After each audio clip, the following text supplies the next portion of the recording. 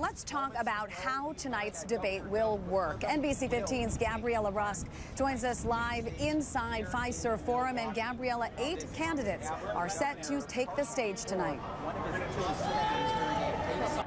And Lee, we did learn within the last half hour that North Dakota Governor Doug Burgum will be participating in tonight's debate. He posted on social media that he will be there. He is in a photo of himself on crutches. So we'll wait and see if there's any accommodations that will be made for the governor. But who will be joining him on stage? So let's take a look at the other candidates that we will see here tonight at the Fiserv Forum. They include several other governors, including Florida Governor Ron DeSantis, Chris Christie from New Jersey, Asa Hutchinson, and Nikki Haley, the former South Carolina governor. Also from South Carolina, U.S. Senator Tim Scott, former Vice President Mike Pence, and Vivek Ramaswamy. Now, where the candidates are standing on stage is also predetermined by the RNC. So it's based off their polling numbers, and the two who are polling the highest, that's Ramaswamy and DeSantis, they will be taking center stage. Now, as far as the format for this debate goes,